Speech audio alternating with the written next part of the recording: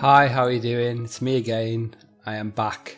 I have decided, I've been listening to a lot of podcasts recently. So I've kind of decided to do my own podcast. I don't know if that's something. I mean, I'm still going to do my VR videos and I'm still going to do my tech videos and everything else that is 100% gym. But I just want to make it a podcast because I get so inside my brain is a very, very scary place sometimes, and I just get thoughts and I pretty much have conversations in my head with myself, just trying to explore new topics and things that I've heard, and sometimes it just has to come out. So it's come out. This is what's happened. It's coming out on this podcast for you to listen to. And today, I pretty much want to talk about life, diet, and a little bit about my life. I'm going to be 42 this year, and when I hit 40, it's a bit of a funny story. But when I hit 40, I was on a jog. It was quite a long one. I was up Hartlepool at the time, in my hometown, and I was along the beach, and then I was coming along the coast road to come back in again. And all of a sudden, I think it was on my 40th birthday, I just stopped. I was like, no, this is it. Something's not right here. I have to stop. I need to stop running right now because I'm absolutely fucking knackered. And I just walked the rest of the way home. I only had about 2.5 miles left, but it took about another hour to get back home. And I was like, Jesus Christ, what is wrong? It was just 40 hit me like a ton of bricks, and I thought, Jesus Christ, man, something's gone wrong here. And what I'd realised is, because I think I was just in the stage of giving up smoking then. Yeah, I gave up smoking then, but I couldn't. All my life I've been trying to give up, since I started when I was 14. But I couldn't. I kept on starting again, so I was getting really good at giving up because I'd done it so many times. But the one thing that helped me out was meditation. I started doing mindfulness and meditation. I started out with that app on your phone, that Headspace or what it was, and I was just like, Jesus Christ. And the times when I started again, the smoking was. I started because I just have a thought in my head, because back then before I was 40, before I started getting woke and shit, I would just have a conversation in my head saying, oh, I just imagine how nice a cigarette's gonna. Well, I smoked Amber Leaf at the time. I smoked Amber Leaf, and I used to make little rollies and smoke them with the little filters in, the ones. I used to love it. Part of me used to love it, but I used to hate being addicted. Hate it. I had to have it every day. I mean, I know food and water you need to have every day, but this thing's bad for your health, do you know what I mean? You can eat healthy food, and obviously water is healthy just because it's water. But, oh man, so basically basically I thought I was my thoughts, and then when I started meditation, that kind of made a bit of a separation between my thoughts and my body, and then I became, I wouldn't say enlightened, but I'd say I created a little bit of separation between my thoughts and my body, and realised I was just a little separate entity floating above it all. It's a little bit hard to explain really, but that's when I can't. Before I was 40, before I started doing all this meditation and mindfulness stuff, I don't do it often, once a week or once twice a week. I don't do it every day. I just do it when I feel like I need to do it. You know what I mean? But before then, I was I was just living my life on a hope and a dream, just floating through like a zombie. I was probably like a zombie or a sheep or something, just doing whatever I wanted to do. But anyway, I've gone off on a bit of a tangent then. I'm just trying to give you a little bit of a catch up with my. I'd say I'm probably in my second of 10 chapters of my life or something. Probably not 10 chapters, but I don't know. There's one funny thing I wanted to say actually. It's a bit morbid, but have you ever wondered how many Christmases you've got left? I know it's a bit of a random thing to say, but I'm 42 now. You can work out your maximum amount of Christmases you've got left, right? All you need to do is get your age, find out what the maximum age of humans ever lived, which is about 120 something. Take your age off that number. So say 42. Oh yeah, by the way, this birthday I'm going to be the meaning of life. But that's another story. That's like Douglas Adams all over. But listen. Oh God. Right, yeah. How many Christmases? So 42 minus 120.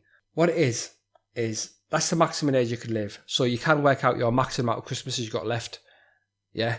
So I say 120 minus 40. What's that? 70. So say you're 40 years old, take off that, you've got 70 Christmases left maximum. So that's the longest anyone's ever lived, yeah? I might not be 100% right on this, but just you can work it out if you Google it. What's the oldest anyone's ever lived? It's like 125 or something daft like that. So you basically take your age off that, and that's the maximum amount of Christmases. Now, if you smoke, you can probably take another 10 years off that. If you drink, you can probably if you drink excessively, you can probably take another 10 years off. If you don't exercise, take another 10 years off.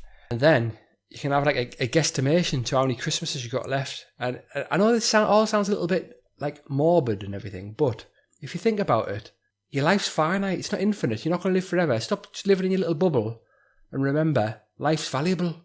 So just don't like waste it every day doing the same thing every day. If you don't know what you want to do with your life, just live it. I mean, oh God, man, I'm going off like on so many tangents here. Like it's like a tangent going off I'm like a tree. I'm like a tree of tangents. But yeah, let's go on about this. Let's just go on about this project. This podcast is actually about.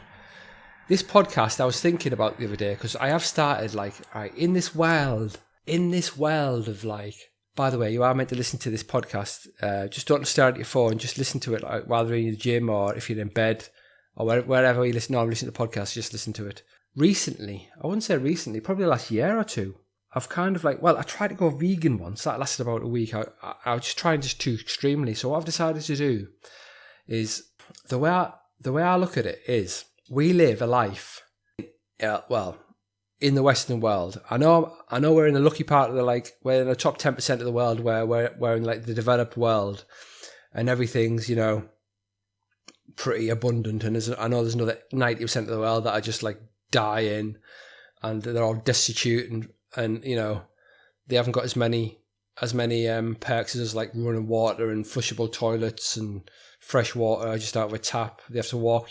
I realise my position. I'm in a lucky position, but this is part of it. The food in the past, people not too long ago, a few thousand years ago, people were like 100,000 years ago, whatever. We were like in hunter-gathering bands. Correct me if I'm wrong. How many years? It doesn't really matter how many years, but a long time ago, we were in hunter-gathering bands, and we hunted for survival. We had to survive off what we could find. So if we did kill a boar or a bear, we could feed the tribe for like a week, or we could go gathering. We'd gather berries and eat them and whatever else, and probably get the shits and die. But that's another story. But now, especially in the Western world where we live now, we're in a land of plenty. I can walk in a supermarket and I am absolutely. I can get anything I want in that supermarket. Every single thing. I could get the biggest joint, the best steak, the best anything I want. But that's the problem. We don't have to. I don't have to eat a massive steak. I don't have to eat chicken if I don't want to. I'm a bit of a flexitarian, so I'll just tell you what my stance is on my diet at the moment. I eat lots of veggies and fruit. I eat the odd bit of chicken. I eat fish and fish fingers and fish, whatever, and prawns and curries and whatever. And I try and stay away from beef because I've heard beef is pretty bad for the environment because of the way the amount of food it needs to like produce a steak compared to how much pigs and chickens need. So it's more of like the food need to create a chicken is a lot less compared to than it is to make a steak, and the effect on the environment and all that. I mean, you can Google it. It is true. So yeah, I'm a flexitarian. You can look at that. It just means I try and get food from sustainable sources where possible. And it's pretty much impossible, but you try. You make an effort. You do your bit. You try your best, whatever. Yeah, and then you eat fruit and veggies normally, and you can like on a weekend or whatever, or every few days you can have meat, pretty much. So, and I just think, well, if there's like two of me, that creates one vegetarian. Or, maybe three. I don't know. I can't really work out. But the point is, right, vegans. Now I was thinking, vegans think like, oh, fair enough, right? If you're a vegan for your health, I'm not having a go at you. If you're vegan just for health reasons, crack on. Brilliant. You're probably never going to get cancer. You're probably going to, be thin, fit, everything. But if you're a vegan because you love life, you respect life, it depends where you get your food from, to be honest. But most people get the food from the supermarket, and things like tinned beans, and they use that in like vegan salads and stuff. You mix beans with like grated carrots and whatever else you put into your vegan sort of food, and you might eat bread as well. I don't know, but anything that doesn't involve animals, yeah. I get what vegan is, yeah. No animal products, yeah. But one cow gets killed. That's one death. Now you just imagine when a field of beans gets like harvested for your bean salad. How many animals and insects and mammals die when that combine harvester indiscriminately just rips up all of the things. There's field mice in there. There's you can look on Google and YouTube if you want. You'll see. Just type something like what animals get caught up in a combine harvester, and then just look at the blood and guts on there. Thousands of bees, thousands of beetles, insects, field mice. Fair enough, a field of wheat or beans might feed 1,000 people, and a cow might feed 50 blokes with steaks. But my point is, when you kill a cow, one cow dies, and when the farmer goes across the field and kills thousands of mice and beetles and bugs and bees and whatever else he kills that are living in there, because it's a field that's full of food for humans, it doesn't mean that animals and insects don't live in it. Of course they do. They don't go, oh, that's a human field, I'm not going to go in there. That's for human food. They're animals. They'll eat what they'll get. That'll probably more probably live in there. It's food. So it goes with wheat and everything. So basically, my point is when one cow dies for 50 steaks for humans, whatever, and a field that feeds 1,000 vegans and probably meat eaters as well, thousands of insects and animals are dying. So why is that cow's life more valuable than all those insects and animals in the field? I don't know. You tell me. Is it more valuable, or is that something you thought about when you're having your bean salad? Did you not think like when you're eating your beans that animals and things haven't died? So that was my point. I only thought about that today. So I mean, it wouldn't stop me from being vegan, but maybe there's a more. You tell me. Is there a more sustainable way to be vegan without killing thousands of field mice and beetles and bees and wherever else you kill? Not you personally, just like, the combine harvester. So yeah, you can look on Google. You'll probably find the combine harvester. So with loads of blood and guts on it. I don't know. So that was kind of my hot take on veganism and diet and a bit of random shit about my life, really. So yeah, this is like podcast number 1. Just let me know what you think of it. But I do want to do it weekly, but I've got this thing on. It'll be in the video description. If you would see me in a pub, or if you'd see me in a coffee shop, would you buy me a pint or a cup of coffee if you saw me? And if you would, I have got a Patreon page where you can give me the price of a coffee or a pint a month, or even less if you can't afford it. You can do it completely for free. It's fine. And I can keep this podcast going every week. But I'd love to be able to do it as a job, just talking about my random facts. Anyone would, wouldn't they? But I'm out here making a podcast, my first podcast. Yeah. So yeah, that's pretty much it for the first podcast. I mean, it's only pretty short. I mean, that's it. But yeah, I'm sure next week I'll have another random rant about life and some sort of random subject. But if you did enjoy it, please don't forget to leave a like. And also, one more thing before I go.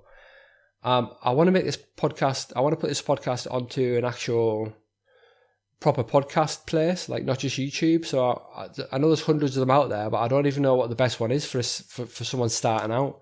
So if anyone's out there who listens to the podcast or knows about where podcasts should be uploaded to, I would really appreciate it if you could like leave me a comment and just tell me what you think. And don't forget, while you're down there, leave a like on the video as well and subscribe if you're new. Do you know what I mean? And I just want to say thanks so much for listening. This is the first 100% Jim, 100% Real podcast. So remember, stay 100% real. Stay 100% Jim. See you later.